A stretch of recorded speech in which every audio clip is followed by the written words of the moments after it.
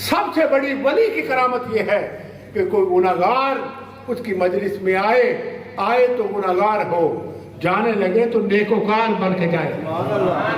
جب واپس جانے لگے تو پھر گناہگار سیاکار اور بدعمال نہ ہو، بے نمازی آئے تو نمازی بن کے جائے، جس نے قرآن کے ساتھ اس کا ربط کوئی نہیں، تعلق کوئی نہیں، وہ جب آئے واپس تو قرآن کو سینے سے لگا کے واپس جا رہا ہو، رسول اللہ صلی اللہ علیہ وسلم کی شریعت کا سبق لے کے جا رہا ہو، ہزاروں نے، لاکھوں، کروڑوں لوگوں کو حضور غوث پاک رضی اللہ تعالیٰ عنہ نے رسول اللہ صلی اللہ علیہ وسلم کی دہلیز پر جھکایا، اور زمانے کو آقا کریم صلی اللہ علیہ وسلم کی وہ جو کرم کی، فیضان کی خیرات تھی ادھر سے آ رہی ہے اور ادھر عوام میں، قوم میں، امت میں بڑھ رہی ہے۔ اور شان یہ ہے کہ اگر کوئی چور بھی آ گیا چوری کے نیت سے، اس نے جبے کو ہاتھ ڈالا تو اس کے جسم کے رواں سے اللہ اللہ کی آوازیں آنے لگی۔ آپ تشریف لائے، فرمایا کیا ہوا؟ اس نے کہا کہ میں نے تو بازار سے آپ گزرتے تھے، میں نے سوچا کہ اتنا قیمتی یہ جبہ ہے، اس وقت کی چوریاں بھی یہی ہوتی تھی، اس نے کہا کہ جبہ ملے، یہ فروخت کر کے کچھ دن میرے گزر جائیں گے۔ آپ نے فرمایا پھر؟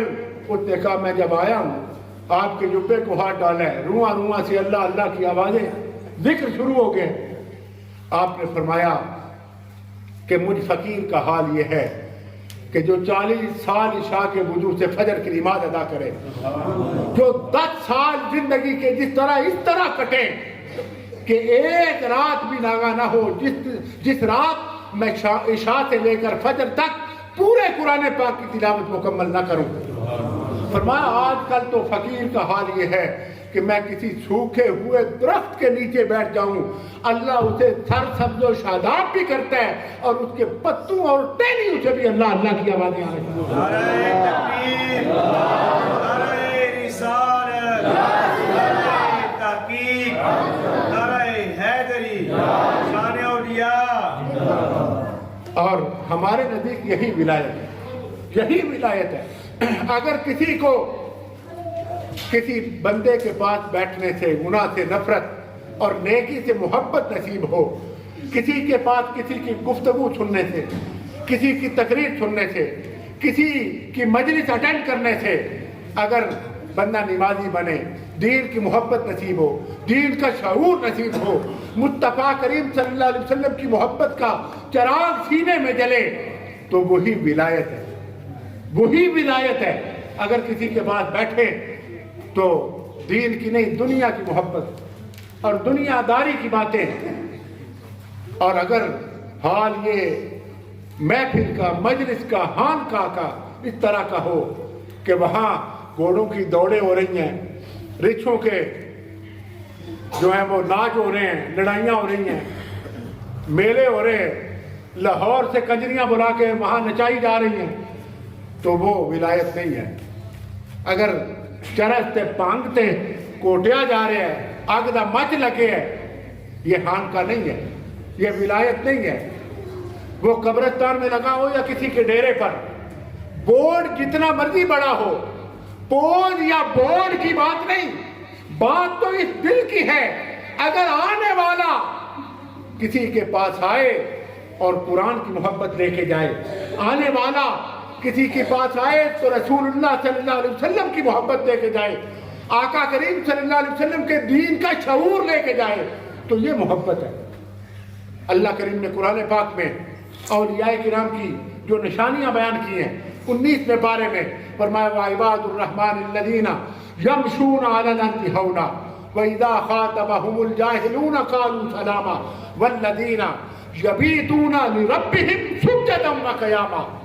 فرمایا عباد الرحمن وہ ہیں، اللہ کے بندے وہ ہیں، رحمان کے بندے وہ ہیں، اللہ کے مقرب بندے وہ ہیں، اللہ کے دوست بندے وہ ہیں، اللہ کے ولی وہ ہیں جو زمین پر عاجزی اور انکساری سے چلتے ہیں، جو جھگڑالو نہیں ہوتے، جو جاہلوں سے الجھتے نہیں ہیں، لڑتے نہیں ہیں، ان کی بات کا جواب دیتے ہوئے اپنا وقت ضائع نہیں کرتے، بلکہ انہیں سلام مفارقت دور سے کر کے اپنی راہ لیتے ہیں اور شام و سحر صبح و مساء اللہ کی بارگاہ میں حاضر ہوتے ہیں. ان کی راتیں اللہ کی بارگاہ میں قیام اور سجود کی صورت میں گزرتی ہیں. حضور غوث پاک رضی اللہ تعالیٰ عنہ یا دیگر اولیاء کرام ان کی زندگی کو دیکھیں.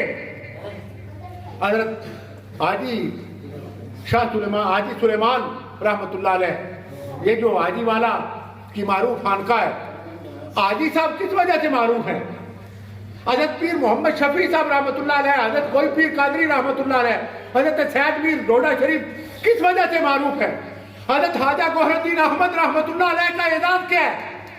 گجر تو علاقے میں اور بھی بڑے ہیں، جٹ تو اس علاقے میں اور بھی بڑے رہتے ہیں. حضرت خواجہ گوہر الدین احمد کا کمال کیا ہے؟ حضرت پیر نصیب علی شاہ رحمۃ اللہ علیہ کا کمال کیا ہے؟ حضرت قاضی سلطان محمود اعوان شریف کا کمال کیا ہے؟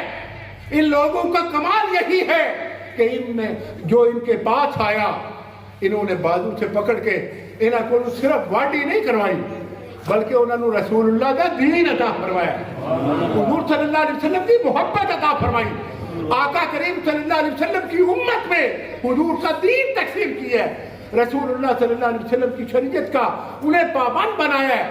اور یہ معیار قرآن کا عطا کرتا ہے، الا ان اولیاء اللہ لا خوف علیہم ولا هم یحزنون. فرمایا اللہ کے دوست کون ہیں؟ فرمایا جن کی شان یہ ہے کہ بے شک انہیں گزرے ہوئے لمحات کا غم کوئی نہیں، آنے والے وقت کا ڈر کوئی نہیں. اور معیار کیا، ان کا کرائٹیریا کیا ہے؟ اتنی شان والا ہے کون جسے جہنم سے ڈر کوئی نہ ہو، جنہیں قیامت کی ان ہولناکیوں کا خوف کوئی نہ ہو؟ مولا وہ ہے کون؟ فرمایا الذین آمنوا وکانوا یتقون، وہ جو ایمان لائے اور تقوی اختیار کیا.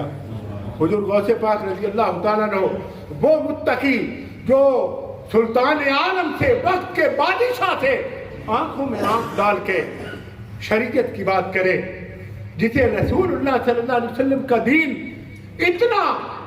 اتنا محبوب ہو کہ وہ بادشاہ کی پرواہ نہ کرے، رسول اللہ کی شریعت کی پرواہ کرے، رسول اللہ صلی اللہ علیہ وسلم کے دین کی پرواہ کرے.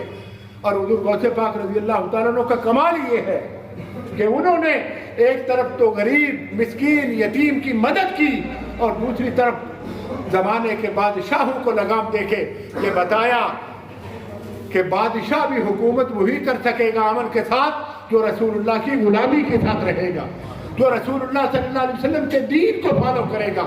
اور آقا کریم صلی اللہ علیہ وسلم نے انہیں پھر یہ شان اور یہ مقام عطا فرمایا. آپ نے فرمایا کہ اللہ کا ہر ولی کسی نہ کسی نبی کے قدم پر ہوتا ہے. اب یہ جملہ سنیں حضور غوث پاک کا، پتہ چلے گا کہ ولی کہتے کسے. یہ شوفتہ بازیاں، یہ ڈرامے بازیاں، یہ ولایت کی نشانی نہیں ہے. حضور غوث پاک جو ولایت کے تاجدار ہیں ان سے پوچھئے ولی کون ہے. آپ فرماتے ہیں اللہ کا ہر ولی کسی نہ کسی نبی کے قدم پر ہوتا ہے. اور فقیر اپنے نانا محمد الرسول اللہ صلی اللہ علیہ وسلم کا. یہی وجہ ہے کہ علماء امت نے، صلحاء امت نے یہ کہا کہ جیسے نبیوں میں رسول کریم صلی اللہ علیہ وسلم کی عظمت اور شان ہے، حضور صلی اللہ علیہ وسلم کے فیضان کرم سے حضور کے اس بیٹے کو اللہ نے ولیوں میں وہی شان اور وہی تاجداری عطا فرمائی. اللہ کریم مجھے اور آپ کو حضور غوث پاک رضی اللہ تعالیٰ عنہ آپ کی ولایت کا حصہ عطا فرمائے.